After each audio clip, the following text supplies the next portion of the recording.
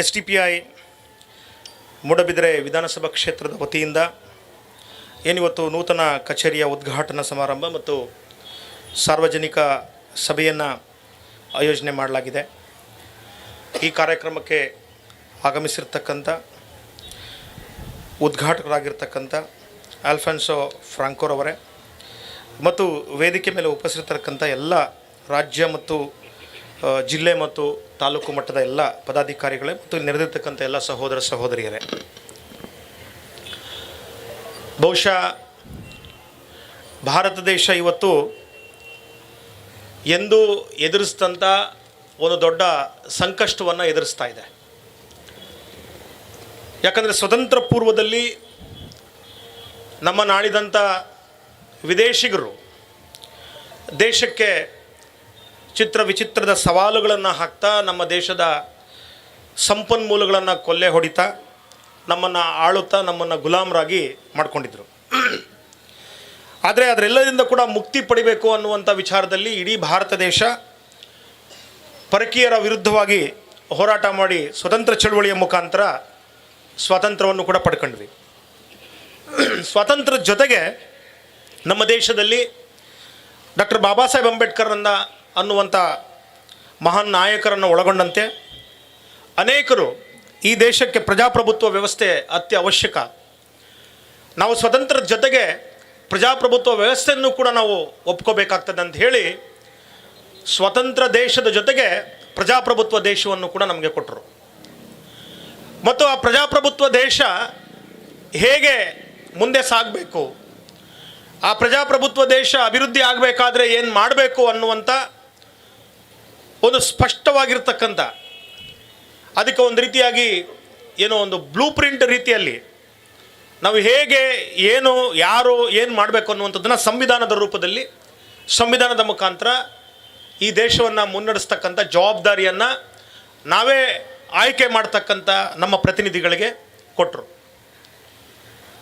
ಮತ್ತು ಜಗತ್ತಿನ ಯಾವುದೇ ದೇಶದಲ್ಲಿ ಇವತ್ತು ಯಾವ್ಯಾವ ದೇಶಗಳು ಪ್ರಜಾಪ್ರಭುತ್ವ ವ್ಯವಸ್ಥೆಯನ್ನು ಒಪ್ಕೊಂಡು ಪ್ರಜಾಪ್ರಭುತ್ವ ದೇಶಗಳಾಗಿದ್ದಾವೆ, ಆ ಎಲ್ಲ ದೇಶಗಳು ಕೂಡ ಕಾಲಕ್ಕೂ ಕೂಡ ತಮ್ಮ ಪ್ರಜಾಪ್ರಭುತ್ವ ವ್ಯವಸ್ಥೆ ಬಹಳಷ್ಟು ವಿಕಸನ ಆಗ್ತಾ ಹೋಗ್ತಾ ಇದೆ, ಎವಾಲ್ವ್ ಆಗ್ತಾ ಹೋಗ್ತಾ ಇದೆ, ಡೆವಲಪ್ ಆಗ್ತಾ ಹೋಗ್ತಾ ಇದೆ.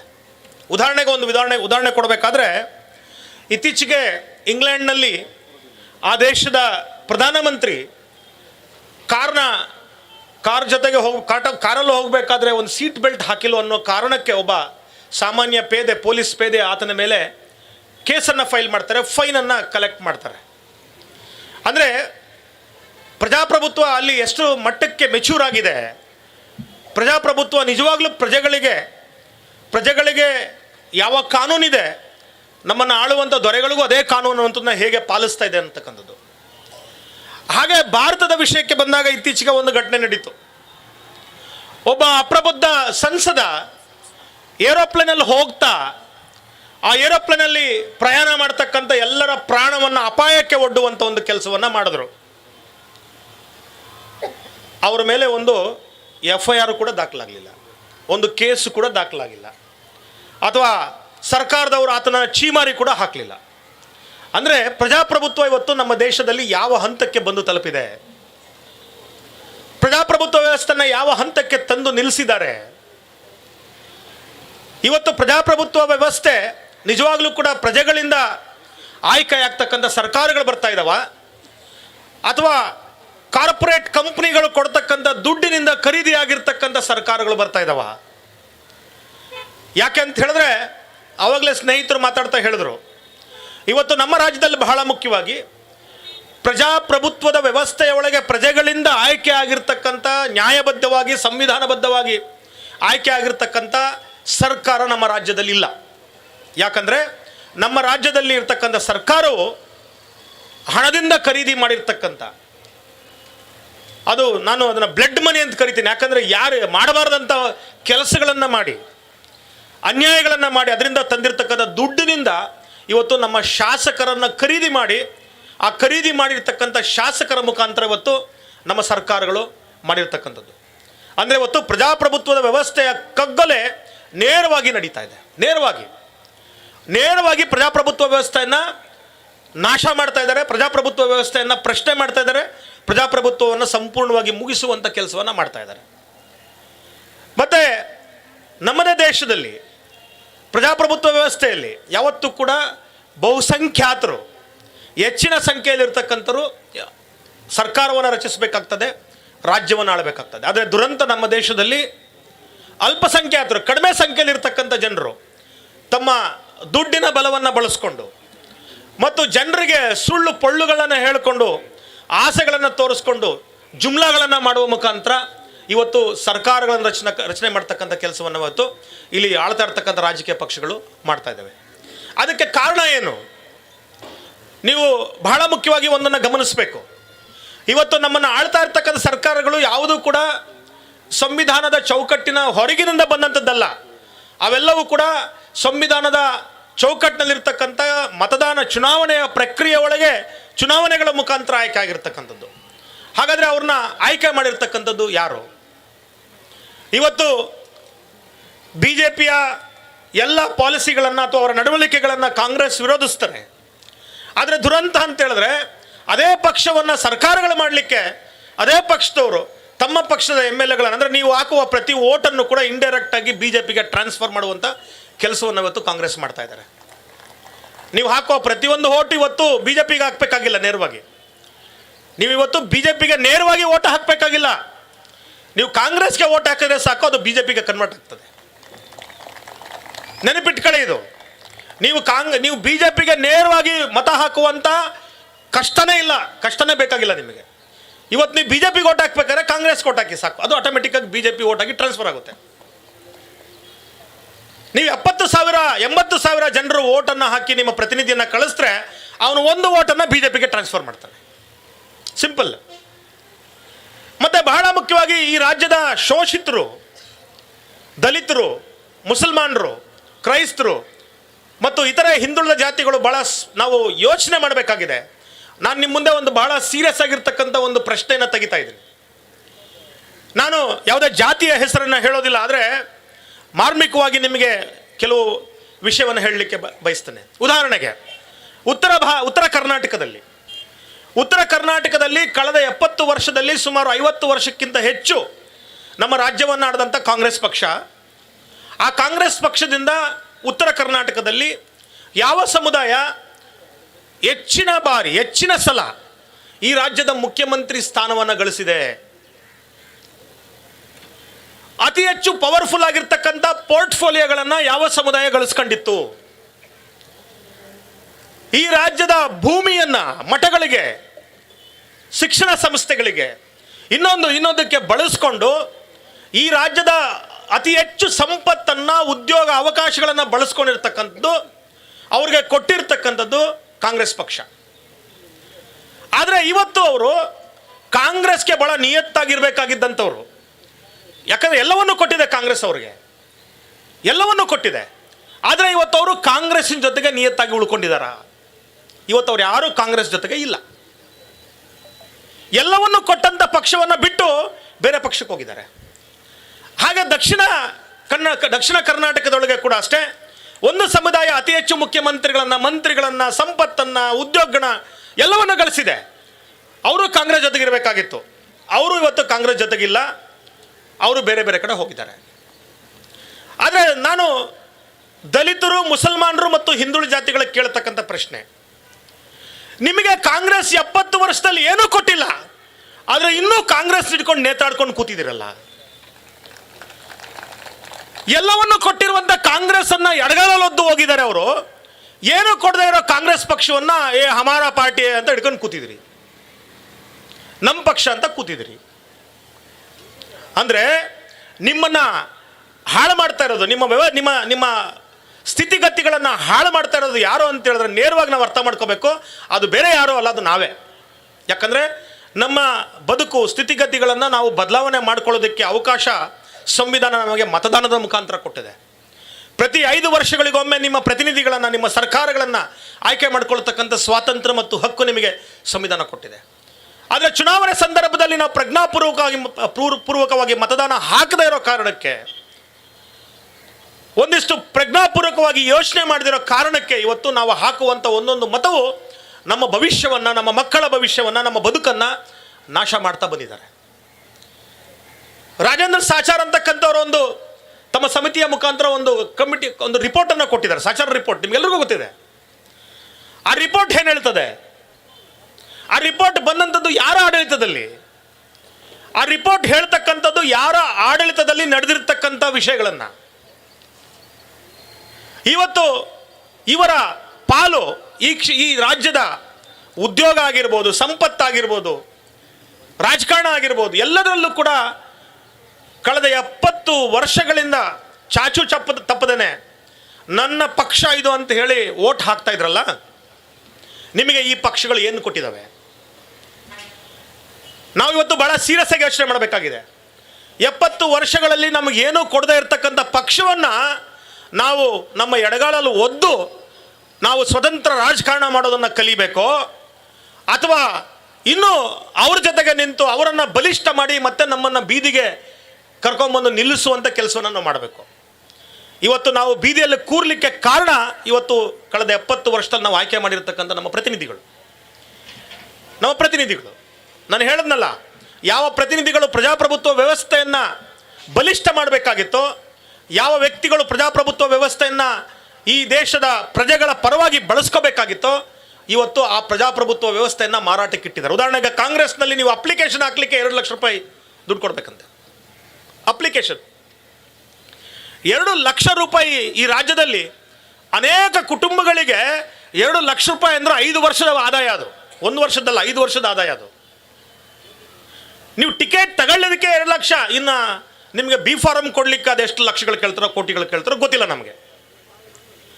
ಸೊ ಹೀಗೆ ಪ್ರಜಾಪ್ರಭುತ್ವ ವ್ಯವಸ್ಥೆಯನ್ನು ಇವತ್ತು ಮಾರಾಟಕ್ಕೆ ಇಟ್ಟಿರ್ತಕ್ಕಂಥ ಈ ಪಕ್ಷಗಳು ಎಷ್ಟರ ಮಟ್ಟಿಗೆ ಈ ರಾಜ್ಯ ಮತ್ತು ಈ ರಾಜ್ಯದ ಜನರ ಸಮಸ್ಯೆಗಳನ್ನು ಬಗೆಹರಿಸಲಿಕ್ಕೆ ಸಾಧ್ಯ ಆಗ್ತದೆ? ಕೇವಲ ದಲಿತ ಮತ್ತು ಮುಸಲ್ಮಾನರು ಮತ್ತು ಒಂದಿಷ್ಟು ಸಣ್ಣ ಪುಟ್ಟ ಹಿಂದುಳಿದ ಜಾತಿಗಳು ಒಂದು ಕಡೆ ಬಂದರೆ ಸಾಕು, ಸುಮಾರು 40% ಹೆಚ್ಚು ಜನರು ಒಂದು ಕಡೆ ಸೇರಿದಂಗಾಗ್ತದೆ.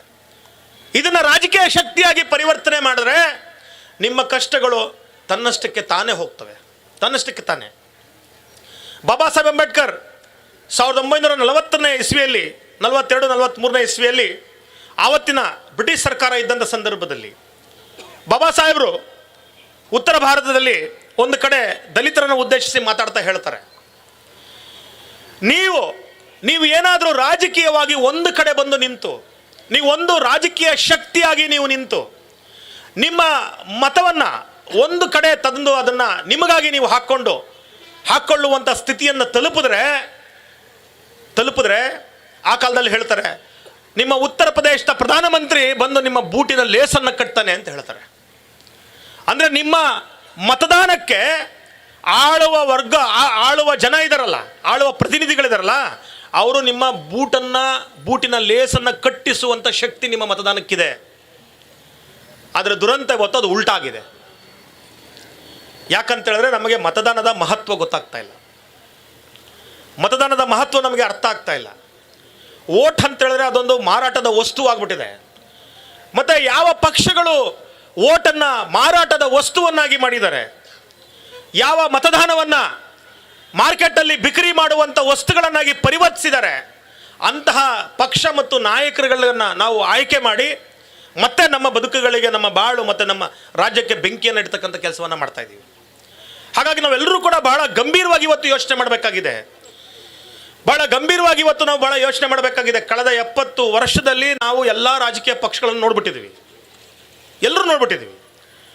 ಅವರ ಬಂಡವಾಳ ಬಯಲಾಗಿದೆ, ಅವ್ರೇನಂತ ಅವರಷ್ಟೇ ಅವರೇ ತೋರಿಸ್ಕೊಂಡಿದ್ದಾರೆ. ಹಾಗಾಗಿ ಇವತ್ತು ಅನಿವಾರ್ಯವಾಗಿ ಈ ದೇಶದಲ್ಲಿ ಎಲ್ಲ ಶೋಷಿತರು, ಈ ರಾಜ್ಯದಲ್ಲಿ ಎಲ್ಲ ಶೋಷಿತರು ಒಂದು ಪರ್ಯಾಯ ಮತ್ತು ಸ್ವತಂತ್ರ ರಾಜಕಾರಣವನ್ನು ಮಾಡ್ತಕ್ಕಂಥ ನಿಟ್ಟಿನಲ್ಲಿ ನಾವು ಕೆಲಸ ಮಾಡಬೇಕಾಗಿದೆ. ಯಾಕಂತೇಳಿದ್ರೆ ನೀವು ಎಲ್ಲಿಯವರೆಗೂ ಅವರಿಗೆ ವೋಟ್ ಬ್ಯಾಂಕ್ ಆಗಿರ್ತೀರಿ, ನಿಮ್ಮನ್ನು ಅವರು ಪ್ರಶ್ನೆ ಮಾಡೋದಿಲ್ಲ. ಇವತ್ತು ಮುಸಲ್ಮಾನರು ಕಾಂಗ್ರೆಸ್ ಮತ್ತು BJPಯ ವೋಟ್ ಬ್ಯಾಂಕ್ ಆಗಿ ಉಳಿದ್ರೆ ಅವರು ದೇಶಭಕ್ತರಾಗ್ತಾರೆ, ಅವರು ಒಳ್ಳೆಯವರಾಗಿ ಉಳಿತಾರೆ. ಆದರೆ ಅವರು ಪ್ರತ್ಯೇಕವಾದಂಥ ರಾಜಕೀಯವನ್ನು ಮಾಡಲಿಕ್ಕೆ ಹೋದರೆ, ಪರ್ಯಾಯವಾದಂಥ ರಾಜಕೀಯವನ್ನು ಮಾಡಲಿಕ್ಕೆ ಹೋದರೆ ಇದೇ ಮುಸಲ್ಮಾನರು ಉಗ್ರಗಾಮಿಗಳಾಗ್ಬಿಡ್ತಾರೆ. ನೋಡಿ ಹೆಂಗಿದೆ ವ್ಯವಸ್ಥೆ. ಇದೇ ತಂತ್ರವನ್ನು ಕಾಂಗ್ರೆಸ್ ಕೂಡ 70-80ನೇ ದಶಕದಲ್ಲಿ ಮಾಡ್ತಾ ಇದ್ದಿದ್ದು.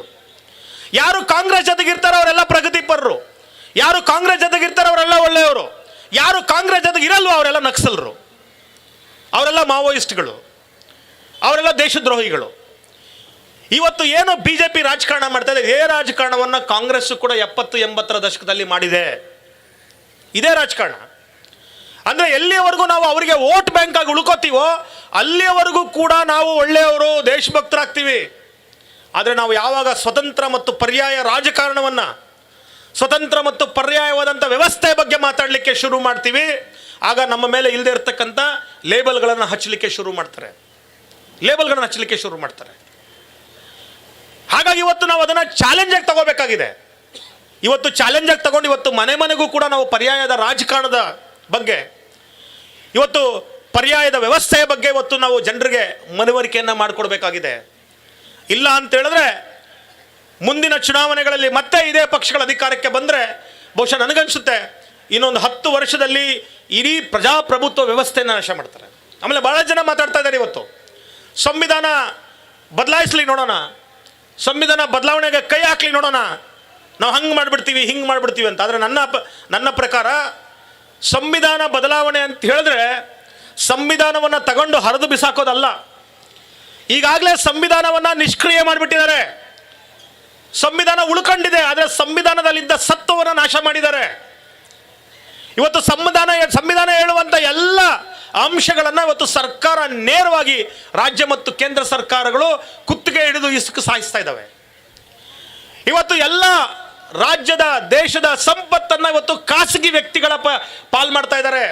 ಸಂವಿಧಾನ ಹೇಳುತ್ತೆ ಈ ದೇಶದ ಸಂಪತ್ತಿದೆಯತ್ತು, ಹಾಗಾಗಿ ಇದು ರಾಜ್ಯದ ಹಿಡಿತದಲ್ಲಿರಬೇಕು, ಅದರಿಂದ ಬರುವಂಥ ಲಾಭದಿಂದ ರಾಜ್ಯದ ಜನರಿಗೆ ಒಳ್ಳೆಯ ಕಾರ್ಯಕ್ರಮ ರೂಪಿಸಬೇಕು ಅಂತಾರೆ. ಆದರೆ ಇವತ್ತು ಎಲ್ಲರಿಗೂ ಸೇರಿದ್ದಿರ್ತಕ್ಕಂಥ ಸಂಪತ್ತನ್ನು ಇವತ್ತು ಖಾಸಗಿ ಸಂಪತ್ತಾಗಿ, ಕೆಲವು ವ್ಯಕ್ತಿಗಳ ಖಾಸಗಿ ಸಂಪತ್ತನ್ನಾಗಿ ಮಾಡಲಿಕ್ಕೆ ಹೋಗ್ತಾ ಇದ್ದಾರೆ.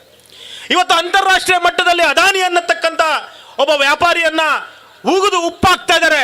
ಆದರೆ ನಮ್ಮ ರಾಜ್ಯ ಸರ್ಕಾರ, ಕೇಂದ್ರ ಸರ್ಕಾರ ಇನ್ನೂ ಅವ್ರ ಪರವಾಗಿ ನಿಂತು ಅವರಿಗೆ ಅಭಯಾಸ್ತ್ರಗಳ ಜೊತೆಗೆ ಅವರಿಗೆ ರಕ್ಷಣೆ ಕೊಡ್ತಾ ಇದ್ದಾರೆ. ಅಂದರೆ ಇವತ್ತು ನಮ್ಮ ಸಂವಿಧಾನದಲ್ಲಿರ್ತಕ್ಕಂಥ ಎಲ್ಲ ಅಂಶಗಳನ್ನು ನಿಷ್ಕ್ರಿಯಗೊಳಿಸ್ತಕ್ಕಂಥ ಕೆಲಸ, ಮೀಸಲಾತಿಯ ಮುಖಾಂತರ ಹಿಂದುಳಿದ ಮತ್ತು ದಲಿತರ ಮತ್ತು ಎಲ್ಲ ಸಮುದಾಯಗಳ ಬದುಕನ್ನು, ಮೀಸಲಾತಿಯನ್ನು ನಾಶ ಮಾಡುವ ಜೊತೆಗೆ ಮತ್ತು EWS ಎನ್ನುವಂಥ ಒಂದು ಭೂತವನ್ನು ತಂದಿವತ್ತು ಎಲ್ಲ ಸಮುದಾಯಗಳು ನಾಶ ಮಾಡ್ತಕ್ಕಂಥ EWS. ಯಾರು ನಮಗೆ EWS ಕೋಟ ಬೇಕಂತ ಕೇಳಿದವರು, ಯಾರು ಅದನ್ನು ಪ್ರತಿಭಟಿಸಿದವರು, ಯಾರು ಕೇಳಲಿಲ್ಲ, ಯಾರು ಪ್ರತಿಭಟಿಸಲಿಲ್ಲ. ಆದರೆ ಸರ್ಕಾರ ಒಂದು ದಿನ ಇದ್ದಕ್ಕಿದ್ದಾಗ EWS ಅಂತ ತರುತ್ತೆ.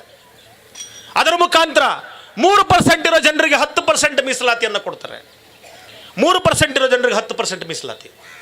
ಹೀಗೆ ಇವತ್ತು ಸಾಂವಿಧಾನಿಕವಾಗಿ ಇಲ್ಲಿರುವ ಸಮುದಾಯಗಳು ಅಭಿವೃದ್ಧಿ ಆಗಲಿಕ್ಕಿರ್ತಕ್ಕಂಥ ಎಲ್ಲ ಅಂಶಗಳನ್ನು ಸರ್ಕಾರಗಳು ನಾಶ ಮಾಡ್ತಕ್ಕಂಥ ಕೆಲಸಕ್ಕೆ ಕೈ ಹಾಕಿದ್ದಾರೆ.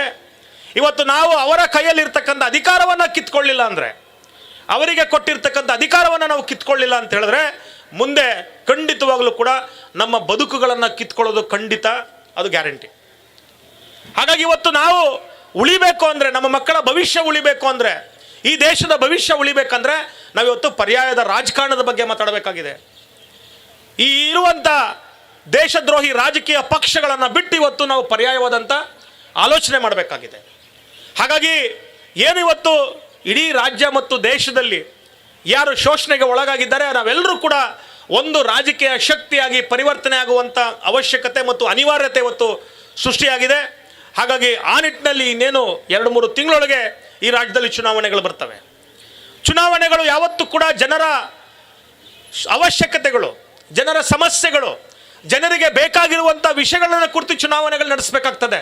ಆದರೆ ಇವತ್ತು ನಮ್ಮನ್ನು ಆಳುವಂಥ ಪಕ್ಷಗಳು ಯಾವ ವಿಷಯಗಳನ್ನು ಇಟ್ಕೊಂಡು ಚುನಾವಣೆ ಮಾಡ್ತಾ ಇದ್ದಾರೆ, ಯಾವ ವಿಷಯಗಳನ್ನು ಇಟ್ಕೊಂಡು ನಾವು ಚುನಾವಣೆ ಎದುರಿಸ್ತೀವಿ ಅಂತ ಹೇಳ್ತಿದ್ದಾರೆ.